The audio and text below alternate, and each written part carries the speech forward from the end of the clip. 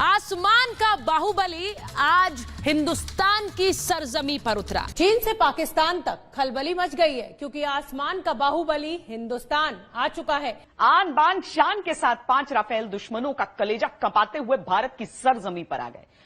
आज से नए युग की शुरुआत है। राष्ट्र रक्षा समम पुण्यम, राष्ट्र रक्षा समम व्रतम, राष्ट्र रक्षा समम यज्ञो, दृष्टो नैव च नभ स्पृशम दीप्तम स्वागतम। 15,000 रुपया वहाँ एम्बुलेंस वाले में मेडिकल से है, सिर्फ महाराष्ट्र का रकम 15,000 रुपये का। वहाँ जाने पर सर 2.5 घंटा तक चीजा भी बोलने पर नहीं देखते हैं सर। बिल्कुल अंत में सर 3 घंटा बाद मरे वो बॉडी को आके बोलते हैं आपके पिताजी नहीं रहे। राफेल को हिंदुस्तान लाने के लिए आसमान से समंदर तक बनाया गया था सुरक्षा घेरा। हवा में सुखोई तो अरब सागर में INS कोलकाता ने रखी दुश्मनों पर नजर। गड्ढा है, आग बा मर गए।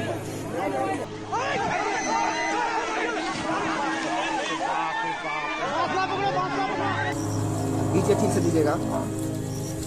जिस तरीके से कल ये शख्स सांस लेते समय हाँफ रहा था, आज सांस यहाँ इसका बंद पड़ा हुआ दिखाई दे रहा है। सर इन लोग पर सरकार कार्रवाई करे ना तो पब्लिक में ऐसा भूचाल आएगा कि नोच के लोग मंत्री को मारेंगे। समझ लीजिए। आप मुझे बताइए कि जिस तरह से मैं देख रही हूँ कवरेज हो रहा है न्यूज चैनल्स पे, खासकर जिसपे आम जनता विश्वास करती है, देखती है, वो ये बता रहे हैं कि जैसे भारत कोई पाषाण युग या स्टोन एज से निकला हुआ देश है और ये पहले आ रहे हैं और ये जहाज अगर पहले आ गए होते तो चीन हमारे ऊपर हमला करने की हिम्मत ही नहीं करता। 5 राफेल या 36 राफेल के आने से कोई गेम नहीं चेंज हो रहा है, बल्कि जो है बहुत हार्ड अर्न्ड जो है पैसे जा रहे हैं इस मामले पे और उससे उसके रिटर्न्स जो हैं सिर्फ 36 जहाजों के आ रहे हैं। चाइना से अगर ब्रॉडली तुलना करें तो 1/4 हमारे पास जितना उनके पास है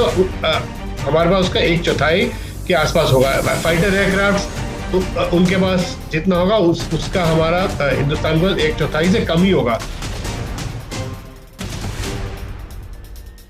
नमस्कार, द वायर में आपका स्वागत है। मैं हूं आरफा खानम शेरवानी।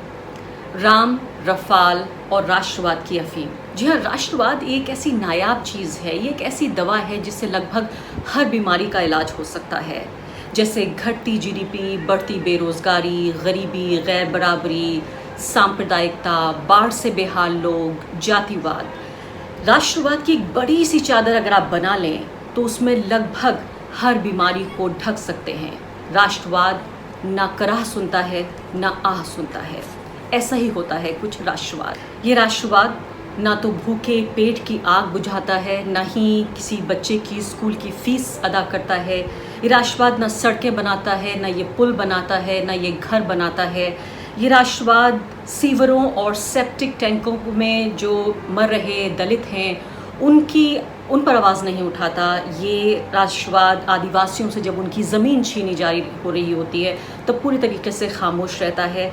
ये राष्ट्रवाद गौ रक्षा के नाम पर जब लोगों को लिंच किया जा रहा होता है तो उनसे आंख चुरा लेता है, या फिर किसान जो फांसी के फंदे पर लटके होते हैं वो उसे एक आंख नहीं भाते और कहीं ना कहीं उनसे मुंह मोड़ लेता है। ये ताकतवर नेता के हाथों जब एक कमज़ोर गरीब औरत की आबरू लुट रही होती है तो उस पर शोर नहीं करता, उस पर भी खामोश होता है। ये 8 साल के मासूम बच्चे को जो चाय की दुकान पर बर्तन धो रहा है, जिसको स्कूल जाना है, उसके लिए भी वो आवाज़ नहीं उठाता। वो अंधेरी फैक्ट्री में जब वो कालीन बना रहा होता है नन्हे नन्हे हाथों से, पतली पतली बारीक उंगलियों से, तो उसके लिए भी आंसू नहीं बहाता। ये एक ऐसा राष्ट्रवाद है जो कुछ भी हो जाए खुश रहता है और एक तरह से खुश रखता है, यानी खुद भी खुश रहता है और आपको भी खुश रखता है। रोज़मर्रा की जो फजूल की आपकी जो चिंताएं हैं, जो फ़िक्रात हैं, उनसे आपको आज़ादी दिलाता है, जैसे स्कूल, अस्पताल, विकास, रोज़गार, नौकरी, इन सब को अलग रख के कहीं ना कहीं आपको वो होने का वो एहसास दिलाता है, वो फीलिंग देता है जो दरअसल आप नहीं हैं। तो कहीं ना कहीं राष्ट्रवाद की जो अफीम है वो आपको वो नशा देती है कि आप बंद आंखों से नहीं बल्कि खुली आंखों से सपने देखते हैं, डे ड्रीम आप करते हैं। इन दिनों एक कुछ नया हुआ है इस पूरे राष्ट्रवाद की कहानी में। नया ये हुआ है कि ये राष्ट्रवाद फ्रांस से आया है। ये राष्ट्रवाद रफाल लड़ाकू विमान में बैठ के आया है। और दिन रात टीवी चैनल पर घंटों जो चल रही हैं कहानियाँ, उससे आप मिनटों में, घंटों की कहानियों से आप मिनटों में ये भूल गए हैं कि देश में पूरी दुनिया की तरह जो पैंडेमिक है, जो महामारी है, उसका कहर बर्पा हो रहा है। 15 लाख से ज़्यादा लोग शिकार हो चुके हैं। वो 15 लाख जिसका आंकड़ा हम आपको लगातार याद दिला रहे थे, वो 15 लाख तो आपकी बैंकों में नहीं आए, लेकिन 15 लाख लोग शिकार हो गए हैं। 35,000 से ज़्यादा लोगों की मौत हो चुकी है और हर रोज़ एक डराने वाला आंकड़ा, अब हर रोज़ 50,000 से ज़्यादा लोग, 50,000 पहली बार आज ये हुआ कि 50,000 लोग शिकार हो चुके हैं कोरोना वायरस के। लेकिन ये सब भूलकर आप सिर्फ राष्ट्रवाद की अफीम आपको मिल गई है कि जो हमारे सामने अभी रफाल विमान आ चुके हैं, उन पर जो ज़रूरी सवाल पूछे जाने हैं वो सब न पूछकर, ये अस्पतालों की बात ना करके, दवाई की बात ना करके, वैक्सीन को याद ना रख के, अर्थव्यवस्था की बात ना करके, बेरोज़गारी की बात ना करके, तमाम तरह की नाइंसाफ़ियाँ, गैर बराबरियाँ, उन सब की बात ना करके आपको राष्ट्रवाद की नई अफीम मिल चुकी है। कब तक आप सुनेंगे ये बातें कि टीवी चैनल्स क्या कर रहे हैं, अखबार क्या नहीं कर रहे हैं? आइए वायर पर जो हम रोज़ करते हैं वही काम करते हैं, सवाल उठाते हैं, वो ज़रूरी सवाल जो आपके सवाल हैं और मेरे जैसे आपके प्रतिनिधि वो सवाल लगातार आपके लिए उठाते रहेंगे। आज हम रफ़ाल पे ही बात करेंगे, उन्हीं चैनल्स की तरह लेकिन कुछ अलग हटके। रफ़ाल पर वो सवाल हम उठाएंगे कि आखिर जो उसकी कीमतों को लेकर जो सवाल पूछे जाने चाहिए थे वो क्यों नहीं पूछे जा रहे हैं, उनकी गुणवत्ता को लेकर, जितनी तादाद हमें चाहिए उसको लेकर, और क्या सबसे ज़रूरी सवाल कि क्या ये एक गेम चेंजर होने जा रहा है? क्या वाकई भारत चीन का मुकाबला कर पाएगा? सिर्फ 5 रफ़ाल अभी आए हैं, अब उम्मीद यही कि 31 और आ जाएंगे आने वाले दिनों में, लेकिन इससे कहीं ज़्यादा की क्या हमें दरकार थी, क्या हमें ज़रूरत थी। 2 खास मेहमान मेरे साथ मौजूद हैं, MK वेणु द वायर के फाउंडिंग एडिटर और अजय शुक्ला, 2 खास मेहमान, वो मेहमान जो इस मुद्दे पर बातचीत करने के लिए विशेषज्ञ हैं। एक बात करेंगे अजय शुक्ला जो कि रक्षा के क्षेत्र से, रक्षा के विशेषज्ञ हैं, तो बताएंगे हमें कि डिफेंस के पर्सपेक्टिव से इन विमानों को कैसे देखा जाए और अर्थशास्त्र के नज़रिए से कैसे देखा जाए, MK वेणु बताएंगे। सबसे पहले अजय शुक्ला, मैं आपके साथ ही शुरुआत करना चाहती हूँ कि ये बताइए कि ये जो राष्ट्रवाद की लहर है, ये जो राष्ट्रवाद का नशा है, क्या उसमें आप भी लिप्त हैं? क्या वाकई फ़ख्र से आपका सीना फूल रहा है? देखिए, जो अगर टीवी चैनल्स और अगर अखबारों का जो कवरेज हुआ है ये पहले रफाल्स के आने के विषय के सब्जेक्ट पे, अगर उस पे लेके चलें तो ऐसा लगेगा कि हम चीन को जो है अभी किसी भी मिनट जो है उनके ऊपर टूट पड़ने वाले हैं और उनको जो है हरा सकेंगे इन जहाज़ों के बदौलत। पर असलियत ये नहीं है। अगर कोई विशेषज्ञ या रक्षा के मामलों का जानकार जो है सही तरीके से एनालाइज करे तो ये बहुत ही छोटा पहला कदम लिया गया है भारतीय वायुसेना के काबिलियत को बढ़ावा देने के लिए। असलियत ये है कि भारतीय वायुसेना अभी 29 या 30 स्क्वाड्रनों के नफरी पर पहुंचा हुआ है, जो कि बिल्कुल इनएडिक्वेट है। इससे जो है चीन के खिलाफ काम बिल्कुल नहीं चल सकता है। और 5 जहाज़ों के आने से या उसके 5 को छोड़िए 10, 15, 20 जहाज़ों के भी आने से इस पे फर्क कोई खास नहीं पड़ेगा। तो अगर हम सीरियस हैं अपने डिफेंस के बारे में, अगर हम सीरियस हैं चाइना के खिलाफ काबिलियत को जोड़ने के बारे में, तो हमें जो है और मेहनत करनी होगी, हमें और जहाज़ों का बंदोबस्त करना होगा। एक कॉन्ट्रैक्ट नहीं बल्कि टेंडर ही है जो कि अभी तक निकला हुआ है 114 जहाज़ों का, उस पर स्पीड अप करना होगा।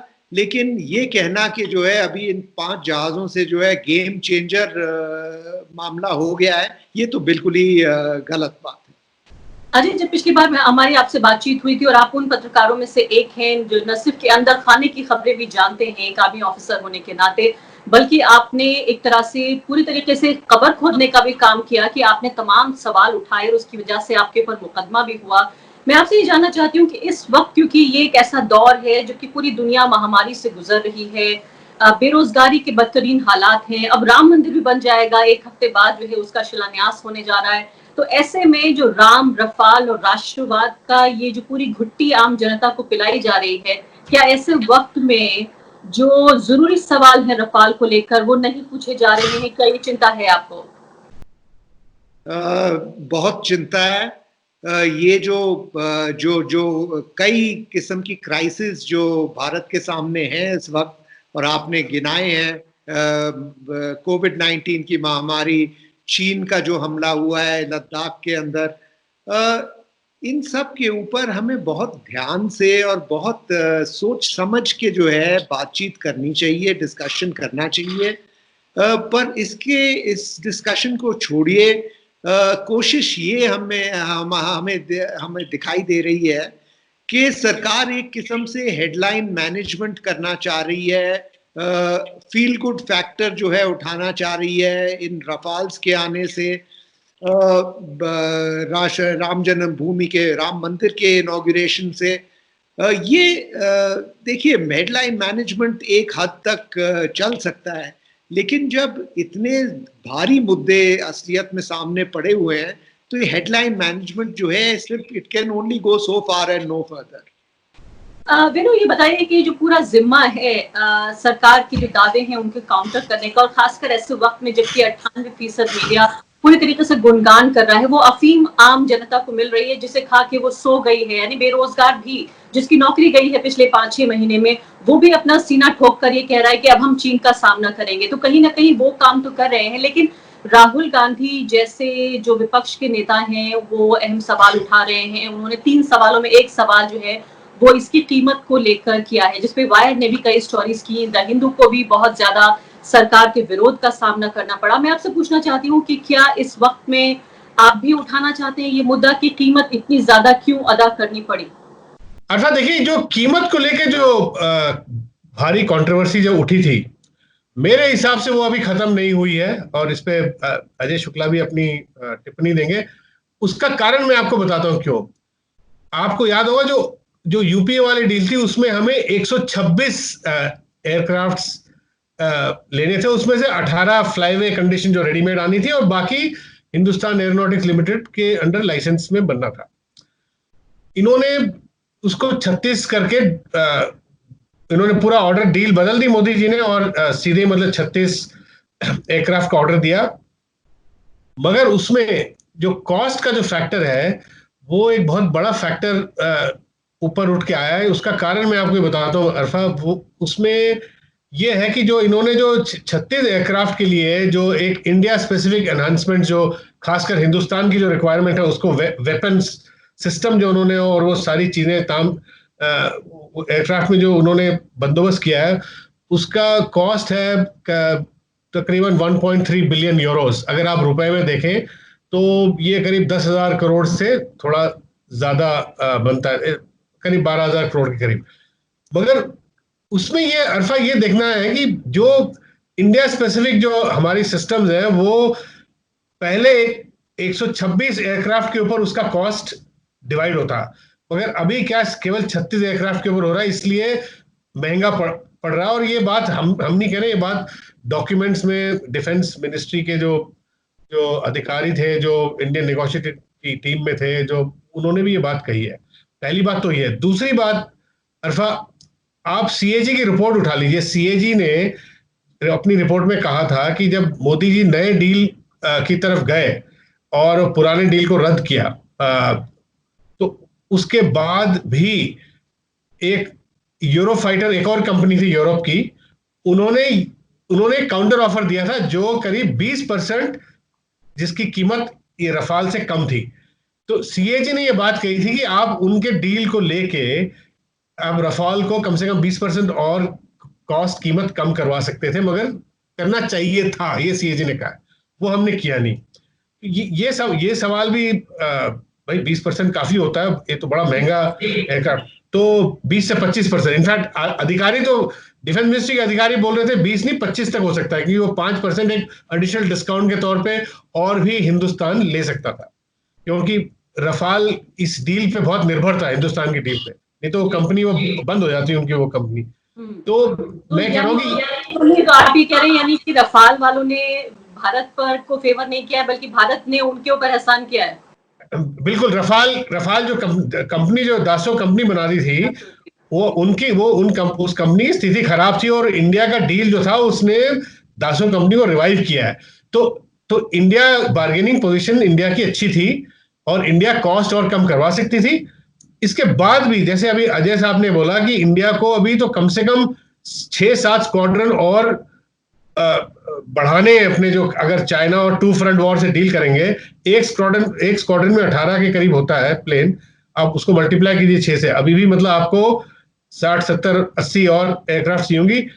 तो यूपीए का जो नंबर था 126, वो मेरे ख्याल इस रिक्वायरमेंट के ज्यादा क्लोज था जो इंडिया को आज चाहिए। जो इनका जो 36 के बाद अभी इन्होंने फिर से और भी एयरक्राफ्ट MMRC है, जो यही फाइटर एयरक्राफ्ट का इन्होंने बिडिंग ओपन किया, उसमें रफाल फिर पार्टिसिपेट करेगा। तो उसमें देखना है कि वो फिर रफाल किस कॉस्ट पे बेचता है, क्योंकि उस पे इंडिया उनसे कम करवा सकती है कि नहीं, ये मैं देखना चाहूंगा। तो ये मुद्दा अभी खत्म नहीं हुआ है। अजय शुक्ला, आपकी लौटना चाहती हूँ मैं। ये जो हम कड़वे सवाल पूछ रहे हैं, राष्ट्रवाद की चाशनी में ऐसे घुल गए हैं कि ये सवाल शायद जनता भी नहीं पूछ रही है, और उसको ये मालूम नहीं है जनता को, या वो जानना नहीं चाहती, या जो अफीम का मैं जिक्र कर रही हूँ वो इतनी ज्यादा भारी हो रही है दिमाग पर कि उसी का पैसा है, आम जनता का, मेरा, आपका, टैक्स पेयर का, आम आदमी का पैसा है, जिससे ये हथियार खरीदे जा रहे हैं, जहाज खरीदे जा रहे हैं। आप मुझे बताइए कि जिस तरह से मैं देख रही हूँ कवरेज हो रहा है न्यूज चैनल्स पे खासकर, जिसपे आम जनता विश्वास करती है, देखती है, वो ये बता रहे हैं कि जैसे भारत कोई पाषाण युग या स्टोन एज से निकला हुआ देश है और ये पहले जहाज आ रहे हैं, और ये जहाज अगर पहले आ गए होते तो चीन हमारे ऊपर हमला करने की हिम्मत ही नहीं करता। उनकी बात अगर एक तरफ मैं दरकिनार कर भी दूं तो फॉर्मर एयर चीफ धनोआ साहब ने भी ये कहा है कि रफाल गेम चेंजर होगा, और चाइनीज जो J-20 विमान है वो इनके आसपास भी नहीं है। देखिए, एयर चीफ मार्शल धनोआ की बात जो है अगर सही करनी हो, और वो एक फॉर्मर एयर चीफ रहे हुए हैं, तो उनकी बात जरूर सही करनी चाहिए सरकार ने। उस हालत में कम से कम 8 या 10 और स्क्वाड्रन अत्यधिक मॉडर्न फाइटर्स के लेने होंगे, ताकि ये भारतीय वायुसेना की काबिलियत 2 फ्रंट वॉर फाइट करने के काबिल हो जाए। 5 रफाल या 36 रफाल के आने से कोई गेम नहीं चेंज हो रहा है, बल्कि जो है बहुत हार्ड अर्नड जो है पैसे जा रहे हैं इस मामले पे, और उससे उसके रिटर्न्स जो हैं सिर्फ 36 जहाज़ों के आ रहे हैं। लेकिन अरफा, मैं एक और नज़रिए से इस बात को देख रहा हूँ अभी इस हालात में, जबकि चीन हमारे दरवाजे पे खटका रहा है, और वो ये है कि जो पेमेंट होना था, जो चाहे ज़्यादा पेमेंट हुआ हो, और मैं MK बेनू जी के बातों के साथ एकदम 100% सहमत हूँ, लेकिन वो पेमेंट हो चुका है, ये जहाज़ आ चुके हैं, और अभी जो है भारतीय वायुसेना का काम मकसद ये होना चाहिए कि इनका मैक्सिमम फ़ायदा उठाएं, इनको फौज में इंटीग्रेट करें और इनको लड़ाई के काबिल बना दें। मुझे डर ये आता है कि बोफर्स वाले हाल ना हो जाएं, कि एक अच्छा खासा गन लिया था उस जमाने में, और पॉलिटिकल मुद्दा उठने से बोफर्स गन जो और आने थे वो नहीं आ पाए, और भारतीय सेना की काबिलियत जो है तब से लेकर अभी तक आर्टिलरी गनों में बिलो पार सब स्टैंडर्ड रही है। ये ना हो कि रफाल के मुद्दे को बार बार उठाने से, और ये 100% सही पॉइंट्स उठाए जा रहे हैं माइंड यू, पर उठाने से ये ना हो कि भारतीय वायुसेना जो है कोई और जहाज ना ले पाए और उसकी काबिलियत लॉन्ग टर्म में अफेक्टेड हो जाए एडवर्सली। मैं सिर्फ ये यहाँ पर हूँ, जो हो गया है वो हो गया है। मैं कहता हूँ अभी जो है, चाहे सरकार मतलब जो भी करना चाहे वो करे, लेकिन जो हमारी स्थिति आज है, चाइना जो है ईस्टर्न लद्दाख में घुसा हुआ है, हमारे टेरिटरी पे बैठा हुआ है, आई थिंक सबका एफर्ट ये होना चाहिए कि भारतीय वायुसेना की काबिलियत मैक्सिमम बढ़ाई जाए। जी, तो ये होता है एक राष्ट्रवादी पत्रकार, एक मैं यहाँ पे पुराना फौजी। जी हाँ, मैं वेणु आप ही की तरफ आ रही हूँ। मैं ये जानना चाहती हूँ आपसे कि ये जो पूरा वॉरफेयर है, ये पूरा जो जंग का मैदान है, चाहे वो चीन हो या पाकिस्तान के साथ हो, काफी हद तक कुछ चीजें जो है वो मनोवैज्ञानिक भी होती हैं। अगर कुछ हद के लिए हम ये भूल जाते हैं, जैसे अजय कह रहे हैं कि अब चुके हो चुका है, अब हम खरीद चुके हैं, सवाल भी पत्रकारों ने पूछे पहले, लेकिन क्या इसे एक तरफ हम अगर रख दें तो क्या सबसे पहले भारतीय वायुसेना का मनोबल ऊंचा होगा, पहली बात। दूसरे कि क्या वाकई चीन और पाकिस्तान के लिए एक तरह से उनको भी एक चुनौती मिलेगी, हमारे अंदरूनी उस डील को एक तरफ रख दें तो हम। देखिए अरफा, अगर आप जहां तक टू फ्रंट वॉर के जो बात चल रही है कि पाकिस्तान और चाइना दोनों मिलकर अगर हिंदुस्तान को अगर तकलीफ दें तो चाइना का जो इस वक्त जो मिलिट्री मॉडर्नाइजेशन लेवल है, उनका चाइना का बजट देख लीजिए आप, साल का 200 मेरे ख्याल 70 बिलियन डॉलर्स का बजट है और इंडिया का करीब 70 के करीब है, बहुत कम है। सो ज्यादातर आप हर किसी भी एरिया में ले लीजिए, आप एयरक्राफ्ट ले लीजिए या आप और भी जो मिलिट्री इक्विपमेंट ले लीजिए, चाइना से अगर ब्रॉडली तुलना करें तो 1/4 हमारे पास जितना उनके पास है, हमारे पास उसका 1/4 के आसपास होगा। फाइटर एयरक्राफ्ट उनके पास जितना होगा उसका हमारा हिंदुस्तान को 1/4 से कम ही होगा। इसलिए मैं इस बात से मैं सहमत हूं जो अजय शुक्ला जी कह रहे हैं कि अब हिंदुस्तान की जो हिंदुस्तान का एयरफोर्स और ओवरऑल जो मिलिट्री प्रिपेयर्डनेस को एकदम बढ़ाना जरूरी है। इसलिए मैं भी ये मानता हूं कि अभी रफाल 36 अभी हम ले रहे हैं, 36 अभी आएगा, अगले 2-3 साल में तैयार होंगी, क्योंकि अभी तक जो पूरी जो वेपन सिस्टम है वो उसको पूरी तरह फिट करने में और ट्राई करने में भी 1-2 साल और लगेंगे। मैं चाहता हूं कि जो अजय कह रहे हैं कि और भी जो हमारे 100 एयरक्राफ्ट, फाइटर एयरक्राफ्ट, जो 8-10 स्क्वाड्रन जो आप अजय बता रहे हैं, वो हमें एकदम लेना चाहिए। और मैं तो कहता हूं कि आप, क्योंकि रफाल से हमने सिलसिला शुरू कर दिया, रफाल से ही जाके आप कीजिए, मगर मैं ये देखना चाहूंगा कि रफाल से कैसी बार्गेनिंग होती है अगली बारी, उनको हम कितना कॉस्ट उनसे कम करवा सकते हैं। और दूसरा एक मुद्दा है, जैसे अजय ने कहा कि कहीं बोफोर्स टाइप मामला ना हो जाए। मेरा ये मानना है अरफा कि प्राइम मिनिस्टर का जो स्लोगन, जो अभी कोरोना के चलते बीच में उन्होंने बड़ा स्लोगन दिया, आत्मनिर्भर भारत, उन्होंने ये कोरोना और चाइना के कॉन्टेक्स्ट में दिया। जहां चाइना का बॉर्डर प्रॉब्लम शुरू हुआ, उसके बाद प्राइम मिनिस्टर ने ये इस स्लोगन को बहुत बढ़ावा दिया है। मेरा मानना है ये बहुत बड़ा आयरनी है अरफा जी, कि जो यूपीए का जो डील था 126 और जिसमें हिंदुस्तान एरोनॉटिक्स लिमिटेड उसको यहाँ पे बनाती, उसमें असली आत्मनिर्भरता उसमें थी, क्योंकि अभी तो हम डायरेक्टली वहां से ले रहे हैं। तो मेरे को मेरी एक सोच है कि जो, हालांकि आत्मनिर्भरता वाला स्लोगन पीएम ने अभी दिया है, मगर अगर आप उसको अगर पीछे ले जाएं तो हिंदुस्तान एरोनॉटिक्स लिमिटेड, वो जो डील इन्होंने रद्द किया है, असली आत्मनिर्भरता उसमें थी। आप ये बात किसी भी मिलिट्री एक्सपर्ट से पूछ लीजिए, वो आपको यही बताएगा। जी, बहुत बहुत शुक्रिया आप दोनों के लिए।